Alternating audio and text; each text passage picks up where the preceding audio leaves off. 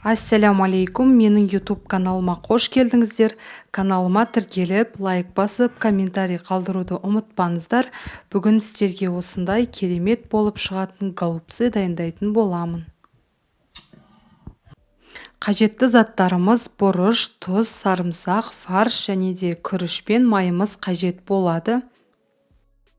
Суға піскен күрішімізді, фаршымызды және де ұсақтап туралған сарымсағымыздың барлығын салып, дәміне қарай тұзымызды сеуіп, барлығын, яғни қолымызбен осылай жақсылап араластырып алуымыз қажет.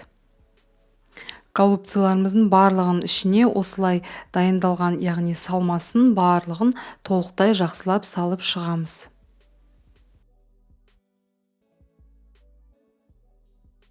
Голубцыларымыздың барлығын жасап болдық. Енді қызып тұрған табамызға сұйық майымызды құйып, сарымсағымызды салып, томат өздеріңіз қалауларыңыз бойынша салуларыңызға да болады. Және де дәміне қарай тұзымызды салып, сарымсағымыздың барлығын жақсылап қуырып аламыз. Сарымсағымыз толықтай қуырылып болғаннан кейін суымызды құйып, дайын голубцыларымыздың барлығын, яғни жақсылап салып шығатын боламыз. Голубцыларымыз бізде өте тез піседі, жарты сағат көлемінде пісіретін боламыз. Міне біздің голубцыларымыз дайын болды. Өте дәмді әрі тез қолжетімді заттардан дайын болады. Міндетті түрде жасап көріңіздер. Менің каналыма міндетті түрде тіркеліп қоюды ұмытпаңыздар. Барлықтарыңызға ас болсын.